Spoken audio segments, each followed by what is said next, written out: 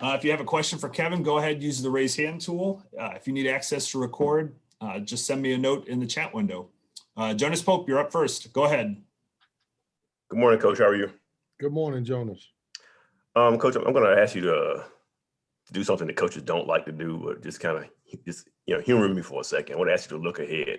I know you guys have a lot of basketball left to play, but you got this winning streak going. Are you guys started talking about postseason play and speaking that into existence and maybe rolling into maybe getting hot and going to NCAA or at least NIT? Is that talk still starting to go around at Dale Center? It's not, Jonas. And you're right, coaches. We hate that question. You knew that when you asked that. I don't have the type of bunch that I could talk, about the future like that. We're actually, and honestly, the 4 games that we won in a row, we just actually have had these guys just to lock in until the next opponent. And obviously today, we just turned the page from playing Pitt. Today we'll start talking about Notre Dame, but it won't be anything other than Notre Dame. I don't have a mature enough group of guys to be able to look ahead and say, hey, if this happens, if that happens, we just got to stay focused on who we're playing against next. Justin Williams, go ahead. Good morning, Coach. You mentioned the upcoming matchup with Notre Dame. What do you see from the Fighting Irish that could present some problems for you guys, and what do you think of them? Well, obviously, they're a talented bunch, and they really shoot the ball very well. They spread you out. Obviously, they can shoot the ball 1 through 4, and then obviously when they make a sub and take Durham out the game, their ability to make shots from all 5 positions is a problem. Good team. Mike's done a great job with his team, and obviously they got some guys who are some veteran guys mixed in with some newcomers that can really play and spread you out and make shots and roll you into the post. And, you're able to see multiple defenses that they play. They'll switch from some man-to-man to 2-3 zone and mix in some 1-3-1. So it's a talented bunch because anytime you got a group that can shoot the ball that well, they can beat anybody on any given night. And do you have any update on Thomas Allen's status? Is there any potential for his return in the regular season? Well, we're hopeful. He's doing better. I think we're going to get a second MRI on him here in either today or tomorrow just to figure out if everything is going the right direction. I don't know if he's available for Wednesday at this point, but as we get an update, we'll try to let you guys know. Thanks, Coach. Thank you. James Henderson, go ahead. Hey, Kevin, hope you're doing well. Obviously, Cam Hayes he's had an expanded role here the last couple of weeks and playing over 30 minutes a night for you. Can you just evaluate his play, and has he played a role in your reduced turnovers here and just kind of generating quality offense these last 4 or 5 games? Yeah, James, he's played much older than he is the last few games. He's taking care of the basketball. He's that one guy on the team when you talk about turnovers and you're jumping on your team about turnovers. He's the one guy that's offended by it because, he wants to take care of the basketball. When you look at him, he's played at least 30 or more minutes in our run. When we look at the game yesterday, I didn't want to play him 38 minutes, but I didn't think Shaquille or DB had a really good game yesterday. And so he ended up playing a lot more minutes than, we would have liked. But he's emerged. He's starting to play well. He's starting to be, a really good point guard in this league. What you like about him is his ability to make shots. He's got great size. And I think his biggest improvement, James, is he's starting to defend the basketball.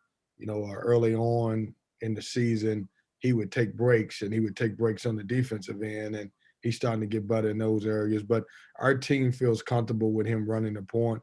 It's actually helped Braxton Beverly become a better player for us by the way that Cam has emerged as a point guard. And just to follow up, you had 3 years with Markell, and he led the league in assists a couple of years, but he had some high turnover issues at times. How do you balance for your point guard trying to make plays, but also still trying to limit some turnovers? Yeah, James, the way we play, our point guards are going to have turnovers because we get up and down. We let them play a little bit faster. We don't necessarily run a bunch of sets with stagger screens and everything, so they have the ball in their hand. I just ask them to win the battle of assists versus turnovers. You can't have a game where you have 5 assists and everybody said, man, that's a great game, but you turn the ball over 6 times yourself. And so ball security for us is great, especially when we're teaching on the other side. We're trying to turn other teams over. And so Markel was unique. I don't know that I'll have another guard like him that will lead the league in assists 2 years playing for me. But Cam Hayes, he can do it. He does it in a different way. Thanks, Kevin. Leo Haggerty, go ahead. Good morning, Coach. Good morning. Coach, last year they had to cancel the tournament basically after the first round. The NCAA never even materialized. If for any reason that has to happen again and there's no March Madness, how disappointed would you and your players be to that? I mean, it would be devastating. And I don't think that will happen. And here's why. We came this far, and I think the NCAA is committed to making sure that this tournament goes on. But to go back to your original question, it would be devastating. We were playing great basketball, just coming off a great win against Pitt, was going to play against Duke, which we had split. Absolutely was going to be a tournament team. And for that not to happen and we get the rug pulled out from under us by not being able to play the tournament will be disappointing. If that was the case, I wish we would have known before we went through this entire year playing if there's nothing at the end for us. So I don't see that happening. I'm not the one that's ever going to make that decision. Hopefully we're getting this virus more under control than it's been in a long time. And I anticipate that there will be an ACC tournament and that there will be an NCAA tournament. Thank you, Coach. Thank you. Jermaine Farrell, go ahead. Hey, good morning, Coach. I hope you're doing well, sir. Thanks for your time. I got to ask you this. High school football just started up in Virginia this past week. And obviously, you were a great quarterback at Heritage High School. And I talked to your high school coach last year, and Dr. Walker. What is some of your fond memories of playing football at Heritage High School, particularly quarterback? Man, this is a unique question, man. For this, I like it. Hey, none of these guys believe me when I told them I was a great quarterback, but I'm glad, Jermaine, that you're on there and you actually talked to the guy who coached me. That's pretty good. I love my football days. I miss my football days. That's kind of where I got my toughness from. I actually, we've got a young man that's coming in that's a two-sport athlete, Breon Pass, who a really good player in football and basketball. For me, those guys, they bring a sense of toughness to the basketball court that you just don't get every day. I had a great time. John Walker is, to me, the best coach ever, tremendous football coach, and my time there. But I miss that. Everybody says, man, how did you end up playing basketball? I just got tired of the free hits, Jermaine.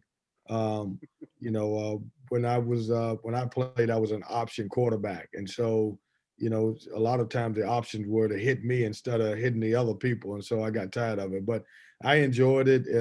When you get a kid that can play 2 sports, it's good because those guys bring a toughness that you can't teach. Thank you, sir. I appreciate it. Thank you. We'll squeeze one more quick question in from David Teal. Kevin, you were scheduled, if memory serves, to play the 2:30 semifinal or quarterfinal last year in Greensboro. Do you recall where you were when everything got shut down and how you had to tell your team in just that moment?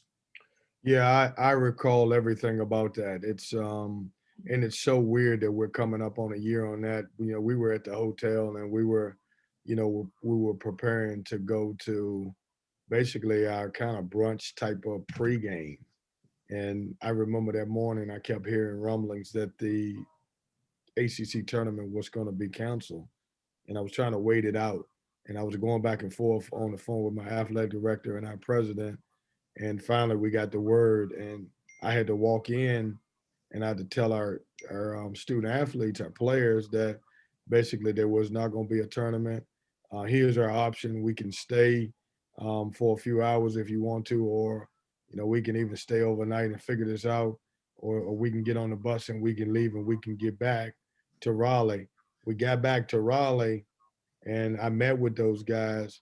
And shortly after we got back and I met with him, I released him. And then later on in that day, it was also determined that the NCAA tournament was going to be canceled. It was the toughest thing that I had to do to guys like CJ Bryce and Markel Johnson, who was looking forward to obviously competing to try to win an ACC championship and also to be able to play in the NCAA tournament. And that was a hard deal. And I want you to think about this.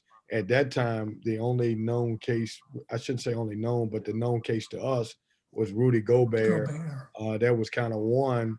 And man, unfortunately, and I pray for all of the families, we've had so many deaths since then, but I give everybody credit for pulling off athletics during this tough time. And I think for most people, I know everybody says this, why you playing?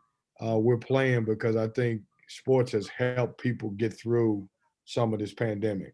And our kids want to play. If there was ever a point where kids didn't want to play, I could see that. But some of these, we don't know what we do to help others by being able to put our guys on the floor to be able to compete, to help somebody get through some of their struggles. Kevin, thank you for the time today. We appreciate it. We'll see you next week in Greensboro.